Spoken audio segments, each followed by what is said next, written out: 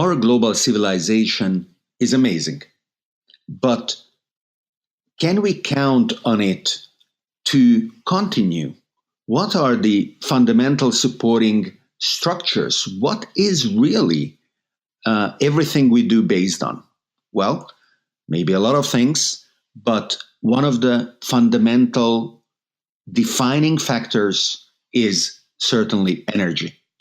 Our energy sources and the way we use energy define not only what machinery we can or cannot use, but it defines actually the shape of the society that we organize or we can even imagine.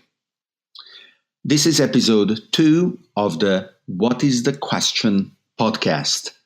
And here we are with Hannes Sjoblad. Welcome, Hannes. Hi, David. How are you today? I am pretty well, with a nice cup of tea in my hand, having survived some traffic mishaps, as it happens too often to some of us. I actually don't commute, or rather my commute is a bit strange. I commute every couple of weeks between New York and Europe. So when people say, wow, that is a big commute, I tell them, there are a lot of people who commute every day 1 or 2 hours, so mine is actually easier.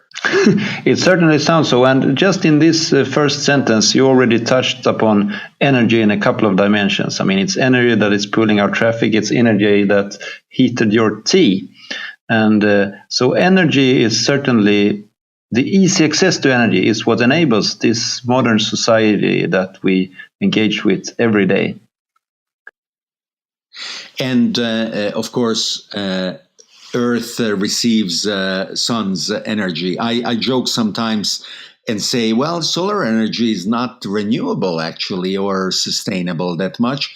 Only 4 billion years and the sun will turn into a red giant and we will have to look for another source. But if we speak of solar energy, I don't think we should limit ourselves to our closest sun. So in principle, I would consider solar energy, even in the longer term, to be an unlimited ultimate energy source. And this is really how I would like to kick off our conversation, because we speak about all these different energy sources that we have. We have carbon and nuclear and fossil and whatnot. But there are the ultimate energy sources, right? Which is, in my view, solar energy.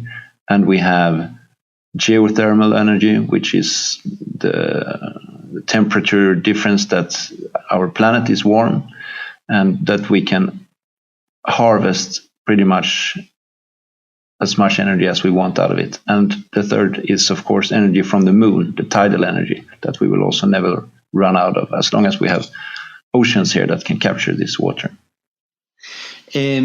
Our knowledge increases about how the universe works. And the more we know, the better we can understand and capture these energy sources. A couple of thousand years ago, the only source of energy that we could really harness was burning some wood to heat and cook, and muscle energy for moving stuff around, whether through domesticated animals, horses and cattle, or human muscle energy from volunteers or slaves. It has been a couple of thousand years, so not a fast transformation, but now we are to the point where we can actually use mechanical contraptions whose energy is coming from either electricity or fossil fuels. And I think that is a pretty big deal. Yeah, I mean, the story of human civilization is intimately tied to the energy sources that we can access. So exactly as you point out, it started out with the only energy we could have was our own muscles, right? And the food we could this was related to how much calories we could intake, and then we could carry heavier loads. And over time, we also managed then to engage with what we could call extrasomatic energy sources, simply sources that are outside our body. Other animals' muscles, firewood and ultimately cracking atoms. But this is what is enabling technological progress and civilizational progress. It's very much the amount of energy that we can harness for our different activities. As well as the balance of energy input and energy output in a process. The measurement of the EROI, the energy return on investment or on energy invested. When oil, fossil fuels were discovered, whether in the Middle East or in Texas, it was pretty amazing. You just poked the sand or the fields, and oil started gushing out. You actually had to invest effort to regulate the outflow and to make sure that only it would come out when you wanted, rather than just being flushed all over the place. And the energy balance there was 1 to 200, something like that. So you invested 1 unit of energy and you received 200 units of energy out. There is a beautiful story about how the oil industry in the Western Caspian started out in what today is Azerbaijan, in Baku. And did you know, David, that it was in fact the two older brothers of the great Swedish inventor Alfred Nobel? They were traveling in the region in the middle of the 19th century, and they came upon oil literally coming out of the ground. And they saw, okay, this is very interesting. We can use it for combustion systems. And they found a local landowner, some sultan, and asked him if they could buy the land. He said, yeah, this is terrible land. You can't grow anything on it, and it poisons the animals. So please take it. And then they started, literally using shovels, putting this oil into skin sacks carried on the backs of donkeys to get it out. And then it evolved, of course, into a more industrial processing. But it was not that long ago, really, that people had this perspective on oil. And that is a fun story I didn't know. I read a novel a few years ago called Absurdistan that tells the story of post-Soviet collapse oil industries in those regions. It is a hilarious novel of comical corruption and criminal enterprises. We'll put that in the notes for people who want to read about the podcast. We have some book tips and articles to share on these topics. Talking about oil and the role of oil, there is a very interesting difference in the price of oil or gas for cars, even more in Europe and in the US. And I've been thinking about the fact that fracking more recently created a larger oil supply and a natural gas supply in the US, but still a lot of oil is imported from the Middle East. And that kind of logistical process is secured by military investment and military expense, about $1 trillion per year. And so the price of oil in the US is subsidized at the tune of $1 trillion per year. And the American taxpayer believes that they are paying gas very cheaply without taking that into consideration. So I find it pretty amusing. Yeah, but this, David, didn't the oil or gas prices were different between Europe and the US already when I first visited US in the 1980s. I recall that the price for a gallon in the US was equal to a price for a liter of oil or gas in Sweden. Yeah, in Europe, the taxes are explicitly accounted for and accumulated at the gas station. So this is true in many things. In the US, when you buy a candy or a coffee, the prices that are displayed are without taxes, while in Europe, by law, every consumer price has to include taxes. True, but David, I would like to discuss with you really how technology and energy goes hand in hand and how this is taking us into a different future. What are the trends you see in terms of energy usage that are enabling, the next step in human evolution and human society and civilization? Well, one of the most beautiful exponential trends that we are seeing today is the exponential decrease of the cost of solar energy per kilowatt hour produced. Since the 70s, when solar photovoltaics has been invented, this represented an ever decreasing curve to the point where today, without any subsidies and incentives, solar energy is competitive compared to carbon or oil in more and more places around the world. And every week or month, we hear about new long-term contracts at incredibly low wholesale prices that are guaranteed by eager industries with respect to various bids. And it is an unstoppable trend that is going to pretty rapidly over the course of the next couple of decades profoundly transform transportation, agriculture, industry, and society as a whole. Yes, let me ask. So, the trends in solar energy are obvious, but what will they really enable? How will transportation be different because we will have so much cheaper energy?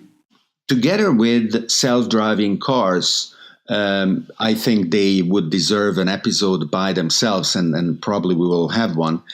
I see the cost of transporting 1 kilo of atoms or 1 pound of atoms decreasing by something between 2 and 3 orders of magnitude.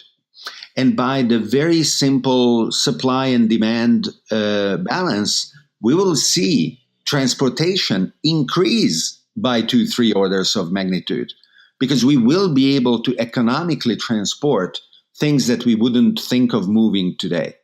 Especially the fact that a human-shaped piece of meat will not need to be in the driver's seat will change a lot of things. At the same time, we're going towards a more digital future and a dematerialized future. Why will we even need to be shipping stuff in the future, David, if we're dematerializing stuff? Not necessarily, and I don't necessarily have the answer, even though, some material sources will be differentiated around the planet. Going back to solar, I think this is one of the important components, contrary to oil and carbon that are localized sources. Sun is available all over the place, and it is decentralized. So people will be able, by installing solar photovoltaic panels, to become energy independent and establish a new kind of conversation. In Europe, nation states try to raise their voices and say, hey, Russia, you shouldn't do X or Y. And Putin says, oh, winter is coming. Isn't that too bad? Would you like some gas? Would you like some gas? Yeah. True. So, but ultimately, yes, we're seeing a future where energy production is becoming distributed. It's definitely a paradigm of the network society.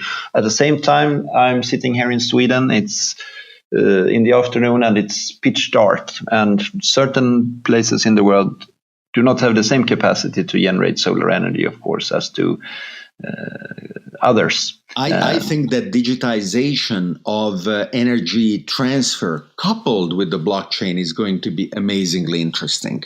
With my investment firm, Network Society Ventures, we just recently closed an investment in a South African firm called the Sun Exchange, which has a crowdfunding platform that enables anybody to own the title to a single solar cell for $10 or so, or multiple cells, and to gain the advantage of these being put in a plant that, when installed together with a smart meter, enables the measurement of the local energy use to be paid to the owner of the cell as a 10-year yield of that asset with a direct Bitcoin payment. So you can be literally sitting in Sweden, where it's dark now, and be streaming African sunshine in your digital wallet. That sounds like a beautiful vision. Now I can wish to stream it on my pale arms as well. I guess I have to wait with that until summer comes. But David, I'm also interested in hearing how this approaching energy abundance will affect how we also transport ourselves out of the planet, because that is definitely a restricting factor to the development of the space industry today. The fact that it's costs so much energy to lift matter out of our planet's gravity well and out into space. Definitely the energies that we are looking at when we look at not only the very small steps that are making, just a few hundred kilometers to reach the orbit of the International Space Station. More energy is required to go into lunar orbits. Interplanetary orbits require even more.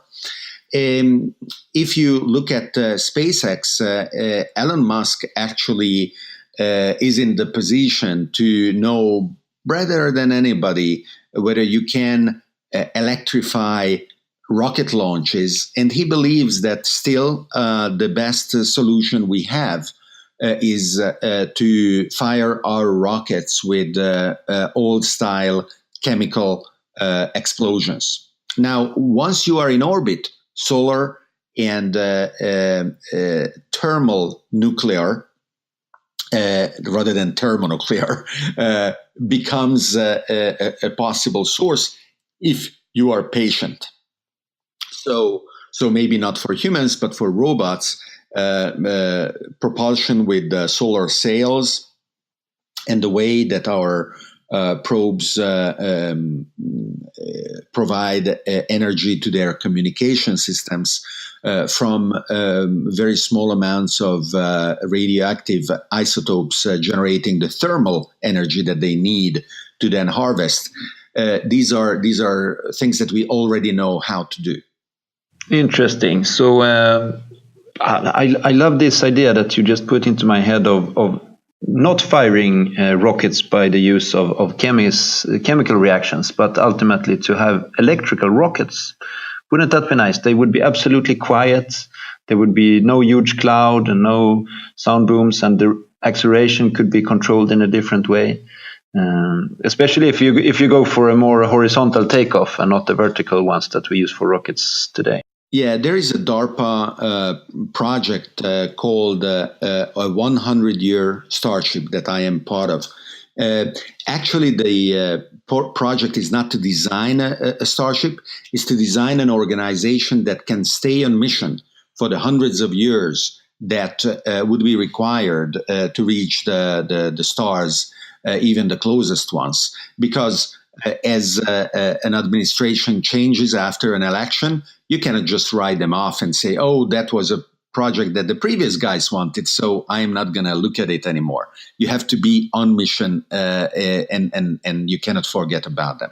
But I had the chance of speaking with some professionals in the field, a former director of the European Space Agency, and he was telling me that the energy equation of accelerating to speeds close to the speed of light, which would be necessary, the ecosystem that can support the life of, let's say, a dozen people, if you think of accelerations that are compatible with humans, so 1 or 2G, not much more, in order to reach those speeds with those masses, we would need to harvest the entire energy budget of the planet for several years, and then spend that energy just in the acceleration of that single starship.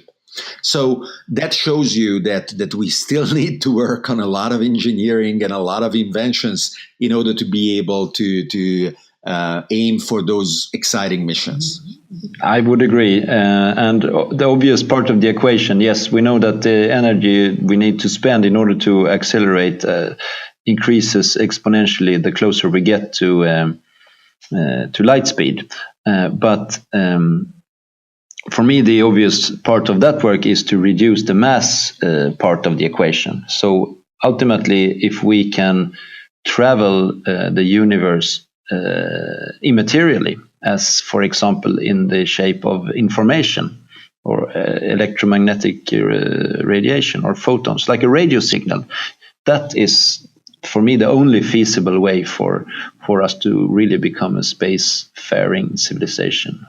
The idea of monkeys in tin cans is humorous in comparison. It's kind of naive, absolutely. We will look back to the Hollywood movies and our beloved science fiction novels and smile condescendingly, while being encoded as neutrino radiation, just traversing the universe and knowing everything, not just from the outside, but from the inside as well, because as you may know, neutrinos do not interact with much. So as long as you can do all that magic that we are alluding to, being encoded in neutrino radiation is one of the best ways to travel in the universe. Indeed, and then since neutrinos, they don't interact with almost any other matter. We don't need that much energy to accelerate them for long distances, or to protect it, because if you are on a ray of light, or if you are a ray of light, anything that you smash against will kind of kill you, whatever killing means at that point. But neutrinos travel unimpeded. Interestingly, this line of reasoning is being explored as we speak. Yuri Milner, a Russian investor who also invested in Twitter and Facebook and other startups, announced last year a project to send a minuscule, a microscopical probe that would be accelerated with a laser beam. And exactly because it is so small and its mass is so small, a reasonably large but still manageable amount of energy would be needed to achieve that kind of acceleration and final speeds close to the speed of light, and then aim for Proxima Centauri and see what would happen, what we could do. I like that latest part. Let's see what will happen. I would love for just as we see the democratization in biotechnology, in energy production, we also want to democratize space travel and the access to shooting whatever we want out into space. That will be a new era for humanity when we can completely democratize this, and every single school kid can send out their own atomic little space probes in all kinds of directions. Yes, and then we will discover if the apparent silence of the universe is due to the fact that everybody's afraid, and whoever is irresponsibly shouting as a young child is being disciplined by whoever is waiting out there. We'll just spam the universe and see how it reacts. Exactly. This is the theme of another wonderful book a Chinese science fiction novel that has been translated into English recently, entitled The Three-Body Problem. Greatly recommended as well. Right, yes, it is. We'll post that in the notes after the pod. Now, back to Earth. I wonder, what do you think about nuclear energy? Do you think that we should use it, we shouldn't use it, nuclear fission, nuclear fusion? I think that it's most unfortunate that we have had very much a moratorium on further nuclear research here in Sweden. Sweden was very early out in the atomic age. But since the 1980s, the government completely halted any research on nuclear technology, which means that at least here locally, we have missed out on later generations of much smarter nuclear systems. Principally, I am not particularly fond of the nuclear reactors that we use today. Yes, the energy is excellent, and it's we can generate lots of it in a single location, but the problem is the waste. And because of the very long timelines of nuclear waste, I mean, it will be absolutely lethal for humans and other biological life over hundreds of thousands of years. And both you and I, who are working to understand the future of what's going to happen, I think this is an unfathomable time horizons. So I want us to discover some smarter ways to generate energy, potentially fusion, before I can give my thumbs up to nuclear energy. Three observations there. One, an alternative timeline, an alternative history does not have a single design being favored to be adopted by the US, and as a consequence being almost automatically adopted worldwide. The reason why the current reactors are the way they are is because the side effect of the reactors of producing nuclear material was desirable by the US military. That is the reason their design is like that. There are alternative designs that haven't been industrialized. The thorium cycle reactor, for example, that very simply doesn't produce the fissile materials that can be used in bombs. So why don't we help the Iranians develop the thorium nuclear reactor if they want nuclear energy, even though they have plenty of oil? They could get a lot of funding and invest in becoming the leader in a kind of nuclear reactor that inherently cannot be used for building atomic bombs. Brilliant idea, David. We should pass it on upwards, right? The second observation is around fusion. We know fusion works. Just look at the sun. But we are accustomed to very quick breakthroughs.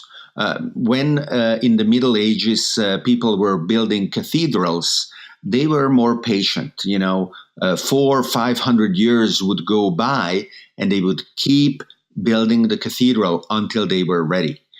Here we are now with the joint European fusion reactor and ITER, the next generation fusion reactor, 20, 30, 40 billion euros of investment and 20, 30 years of project to achieve energy parity of input versus output, maybe a little bit of surplus, certainly not industrialization, where once you are done, you can just build dozens or hundreds of these, and you know what that would mean for the world's energy. And people are saying, wow, is this really useful? Can we really afford this? And obviously, we must. We cannot give up. We must keep trying. The third observation that I want to make is a dark horse.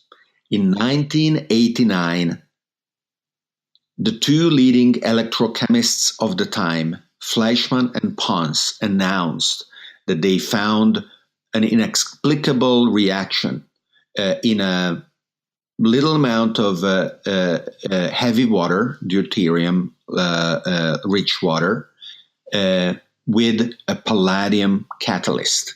And they called that reaction cold fusion because they couldn't explain the amount of thermal energy generated in the reaction, basically the heating of the water, with any chemical source. The energy was so much that the only way they could explain it is that atomic nuclei were being transformed, were fusing. Contrary to the official scientific experiments that I just mentioned, which happen at 1 million degrees or more, this was going on at room temperature. They made a big... So what happened with cold fusion? Yes, we've heard the term spun around, but we still haven't seen it being used in real life settings. Well, they made a big press event, and they were on the cover of every newspaper and magazine around the world. And then scientists very excitedly in many different places tried to reproduce their results, and they were unable to do so. So the enthusiasm turned to skepticism very rapidly. And for the past 30 years, nobody can get funding to understand whether there's anything going on, or Fleischmann and Pons were mistaken for some reason, even though they were the leading experts of their field. With the exception of a few dozen crazy people that all around the world, from Russia to Japan to Italy to the United States, and interestingly to Sweden, kept working at it. But there is also an Italian scientist, if I'm not mistaken, who is working on cold fusion, who published some things quite recently. Andrea Rossi, is that the guy? Correct. He's an engineer, and he's a very controversial figure because he has been claiming many kinds of breakthroughs without independent analysis. Yes, he doesn't share his data, right? Only to specific people under specific conditions. There is a Swedish journalist called Mats Levan. Mats Levan wrote a book, yes, about this. Who originally with New Technique and then in a book reported a lot about Andrea Rossi's adventures. The title of his book is The Impossible Invention. And actually, November 24, in a few days, as we record this episode, November 24, 2017, is when Andrea Rossi is planning his next demonstration. So maybe in a month's time, we will know that the future of the planet is going to be very different, because cold fusion, or as it is now called, low energy nuclear reactions, LENR, promise the type of energy density and energy return on energy invested of nuclear fusion without the complications of harmful side effect of very complex high temperature engineering, huge investments. And dangerous radiation. Yeah. These could be tabletop devices or even microscopic devices. And if we are able to make them real, the future of the world and possibly the universe will be very different. Okay, let's keep our fingers crossed for Andrea Rossi, and let's see what happens. Well, and many others. You know, he is one of the most visible figures in the field, but there are many other people who are also looking at this, and I am following some groups. Maybe in a few weeks or months, we will make some other announcements around this theme as well as reporting on how Andrea Rossi's demonstration went. energy is going to be a defining factor in the future of human civilization. And I'm actually optimistic about the fact that we are not going to run out of energy in order to fuel our dreams, and that we will be able to find sources that are compatible with the biosphere, that are respectful of the environment, and that human communities are going to be able to leverage to achieve their goals. Exactly. And this comes back to where we started. There are indeed pretty much infinite, even mid-term and long-term energy resources that are available to us. And as the old saying goes, it's the fisherman with a small rod can only catch small fish close to the shore. But we know that the great fish are out there, and with just a better fishing equipment, we can catch them. So the only thing we really have to do is to build a little bit better solar panels, a little bit better geothermal capturing devices, and a little bit better nuclear or nuclear energy harvesting devices. And then, yes, we are breaking into a new era in human civilization where we can access these pretty much unlimited energy sources. Hannes, thank you very much for the conversation. We will make the various notes of the books we mentioned, and we will take note of coming back and say, hey, how was the demo that we were planning to look at on November 24th? And I'm looking forward for the next episode and the next conversation with you. Thank you, David, and thanks everyone who's listening. We'll be in touch again soon.